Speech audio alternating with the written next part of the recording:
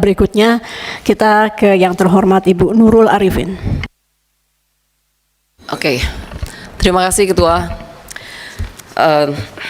Jadi saya ada 4 pertanyaan. Yang pertama saya ingin mengatakan bahwa perkara ini adalah perkara yang tragis, miris, dan ironis. Ironisnya seperti earthquake, seperti heart attack begitu.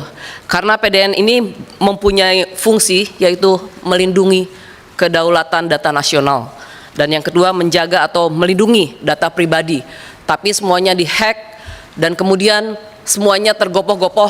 What's wrong with this gitu. Kemudian yang saya ingin tanyakan di sini, kita udah tahu semuanya tentang teknisnya itu, tapi yang ingin saya tanyakan adalah tentang satu hal, Pak. Ini Bapak mengatakan ada yang minta tebusan 8 juta US dollar, 171 miliar begitu. Itu sebenarnya bukan nilai yang besar mungkin kayaknya ya Pak ya. Tapi pertanyaannya, siapa yang meminta tebusan? Dan Bapak harus bayar kemana? Pelakunya siapa? Pertanyaan berikutnya, apakah pelakunya ada terindikasi dari internal? Atau apakah mereka yang menjual teknologi karena teknologinya ingin dibeli? Ya. Atau pelakunya adalah seperti Bapak Ludwig tadi katakan, bukan orang yang marah karena usaha judi online-nya diganggu oleh Bapak misalnya ya. Judolnya itu diganggu oleh Bapak, apakah mereka yang marah begitu ya? Dan yang terakhir, pertanyaan saya keempat adalah bagaimana dengan penyedia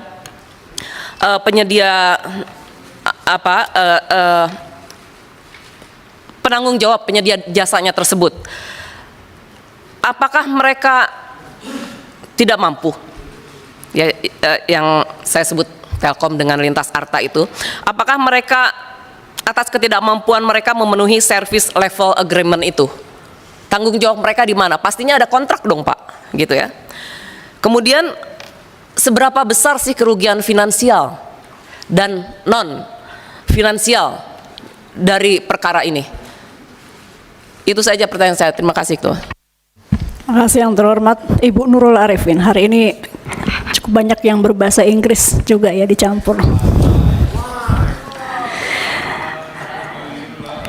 Untuk pengetahuan Bapak Ibu, Komisi 1 hari ini rapat dari pagi non-stop juga. Jadi sedikit berbahasa Inggris. Oh, sudah 3 hari berturut-turut.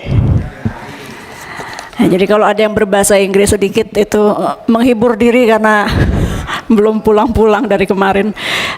Berikutnya ada Bapak Andi Najmi Fuadi, kemudian nanti masih ada, saya janji Pak Dev dulu tadi ya, Pak Dev, kemudian Pak Andi Najmi, dan ada 2-3 orang lagi. Bapak Ibu, sekarang 17.46, sebentar lagi maghrib. Saya hanya mengingatkan waktu.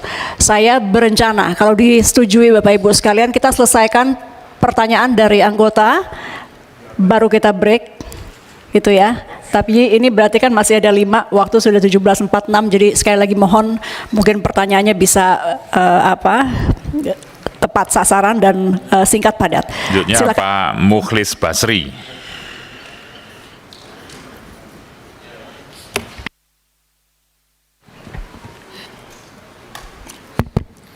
Baiklah, terima kasih.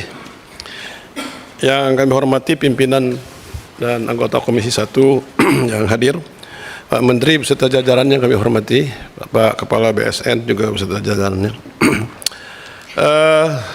Saya langsung memberikan jempol kepada Pak Menteri ya, karena Bapak ditekan oleh katakanlah preman lah kalau menurut saya, harus nebus 88 juta dolar, tapi Bapak bertahan. Berarti jiwa nasionalis Bapak oke, ya. Tapi saya langsung kecewa juga Pak sedikit Pak, karena Bapak tadi langsung memaparkan data pembanding dengan negara-negara yang lain. Dianggap bahwa tadi Indonesia itu masih kecil, masih 0, berapa persen tadi ya? 0,67%. Jadi seolah-olah persoalan ini ya persoalan masih kecil lah, kira-kira seperti itu ya. Itu yang membuat saya kecewa. Jadi bayar separuh aja. Iya. Nah, Selanjutnya Pak Menteri, saya hampir sama dengan punya Pak Lodwig tadi. Ada nggak Pak kemungkinan artinya staf Bapak baik di BSN maupun di kementerian ini yang ya ikut terlibat lah kira-kira di dalam persoalan ini, karena sepertinya kan ada yang tawar menawar di situ, ada yang mendorong supaya ditebus oleh Bapak, kira-kira seperti itu. Jangan-jangan ada di dalam itu, ya itu. Jadi itu. Nah, kepada Pak BSN ya, saya mau tanya tadi BSSN Pak Jenderal. Tadi Bapak sudah bisa memprediksi beberapa waktu yang lalu juga kita rapat di sini, Bapak sudah bilang juga diprediksi akan ada gangguan hacker. Nah, yang saya tanya, emang prediksi Bapak ini nggak pernah Bapak bicarakan di dalam rakor Pak dengan kepolisian, dengan kementerian terkait, atau Bapak diam-diamkan saja? Ya, ini. Sehingga apa prediksi Bapak tadi tidak bisa tidak lanjutin, atau memang kembali SDM Bapak tidak ada, termasuk juga mungkin teknologi Bapak tidak punya atau tidak punya uangnya. Nah itu ya. Saya kasih gambaran sedikit Pak. Gini, semua rumah sakit di daerah itu ya bisa beli alat cuci darah, tapi persoalannya nggak bisa dilakukan karena SDM-nya nggak punya. Nah, kira-kira sama nggak seperti itu persoalan Bapak ini? Alat Bapak ini ada, tapi nggak ada SDM-nya. Ini, atau memang alat kita ini yang Bapak beli kurang canggih? Ya kan, kira-kira seperti itu, yang baik yang di kementerian maupun yang di BSN ini, yang kita miliki ini memang kita kurang canggih, atau mungkin ya KW-KW lah kali yang kita punya, kira-kira seperti itu. Ya, itu. Saya mohon penjelasannya. Selanjutnya Pak Menteri ya, ada kemungkinan nggak sama dengan Pak Lodwig juga saya, artinya karena kan sekarang Pak Presiden sudah membentuk Satgas judi online. Jangan-jangan ini karena adanya Satgas inilah mungkin terjadilah kasus ini, sehingga mungkin bandar-bandar judi atau pemain-pemain judi online ini akan mengalihkan ya dana-dana mereka dengan semuanya terganggu komunikasi atau IT ini ya. Ya dialihkanlah, mungkin dibawa ke luar negeri atau kemana, atau dibawa ke rumah ya, kira-kira seperti itu. Saya kira itu Ibu Pimpinan ya, terima kasih. Wassalamualaikum. Nah, saya terakhir Pak Menteri, Pak ini saya nyambung punya Pak ini tadi, punya Pak TB ya.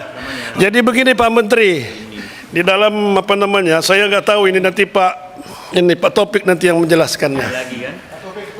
Semuanya itu Pak serahkan kepada ahlinya. Kalau bukan ahlinya, tunggu kehancurannya. Tolong hadisnya dibacakan nanti Pak Topik.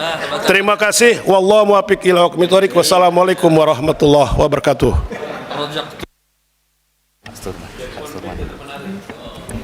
Baik, terima kasih Pak Mukhlis Basri. Berikutnya Pak Sturman.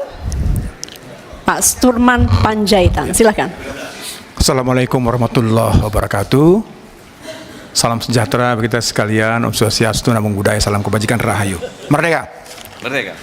Pimpinan yang saya hormati, anggota Komisi 1 yang saya banggakan, Bapak Menteri Kominfo dan jajaran, Bapak Kepala BSSN dan jajaran yang berbahagia pada hari ini.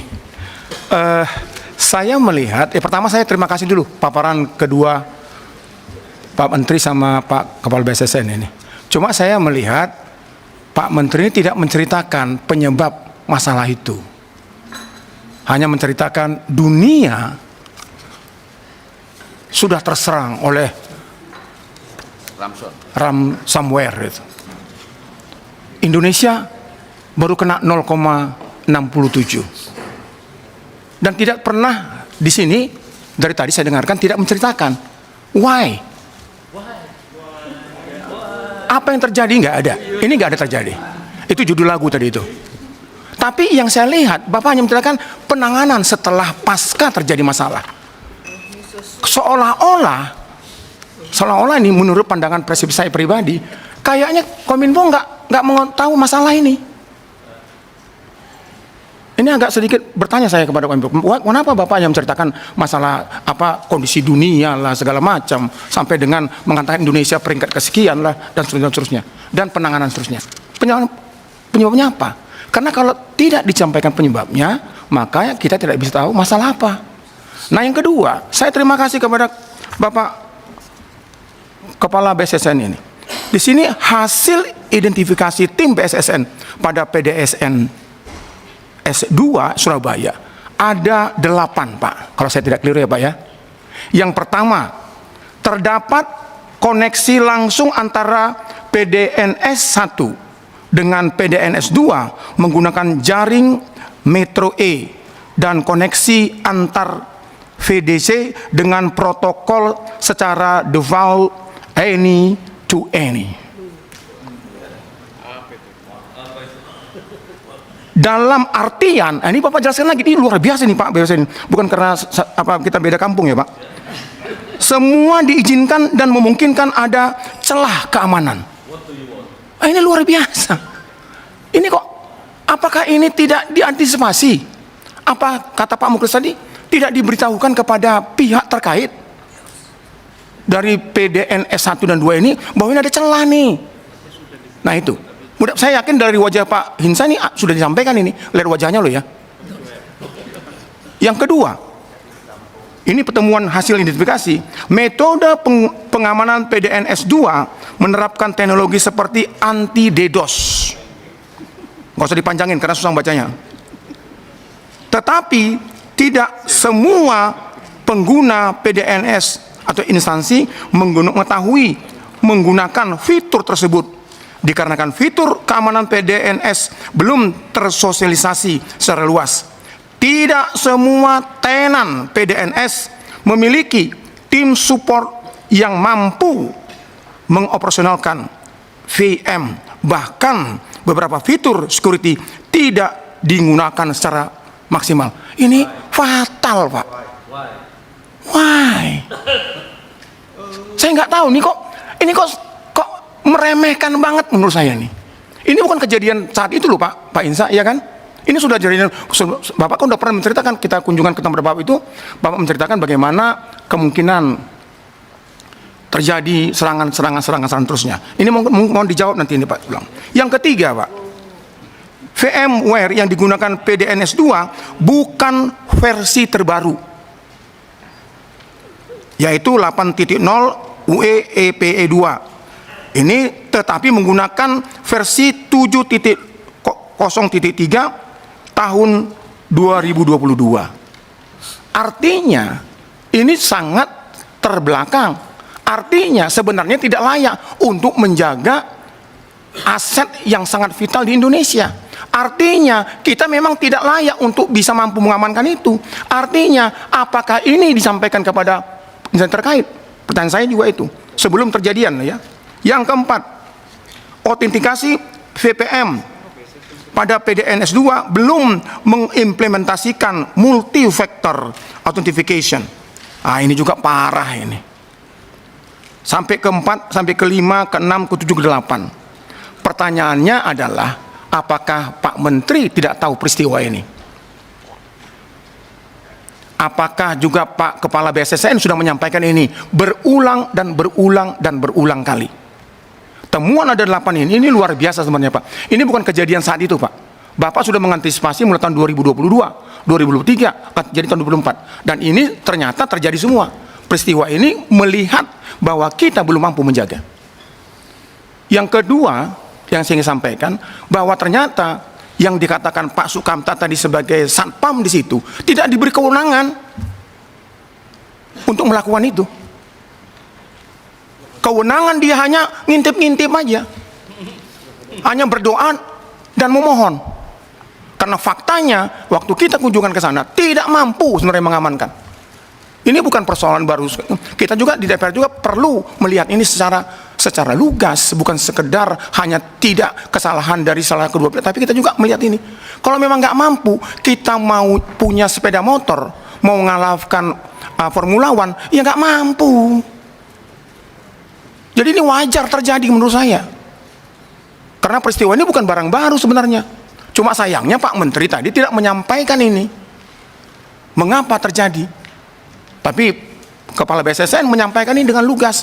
Bahkan menurut saya, kewenangan mereka untuk mengamankan ini juga nggak diberi.